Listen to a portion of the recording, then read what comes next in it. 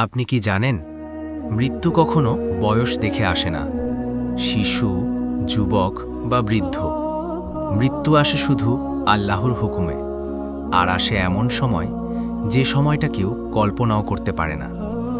একটি সাধারণ সন্ধ্যা, মানুষজন বাড়ি ফিরছে, হালকা বাতাস বইছে। ঠিক তখন একজন আল্লাহভীরু অলি কবরস্থানের পাশ দিয়ে হেঁটে যাচ্ছিলেন। হঠাৎ তিনি থমকে দাঁড়ালেন। তার চোখ স্থির হয়ে গেল একটি বিশাল গাছের দিকে। তিনি যা দেখলেন তা দেখে তার হৃদয় কেঁপে উঠল। গাছের উঁচু ডালে নূরে ঘেরা এক ভয়ঙ্কর নীরব উপস্থিতি, আজরাইল আলাইহিসসালাম। আর গাছের নিচে একজন যুবক, শরীর একদম সুস্থ, মুখে আত্মবিশ্বাসের হাসি, বন্ধুদের সাথে কথা বলছে, হাসছে। মনে হচ্ছে জীবনটা তার সামনে লম্বা পড়ে আছে।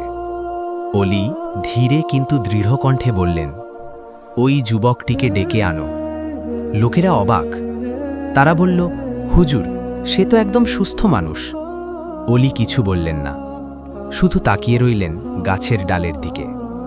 কিছু মুহূর্তও পার হয়নি, হঠাৎ যুবকটি থেমে গেল। হাসি মিলিয়ে গেল তার মুখ থেকে।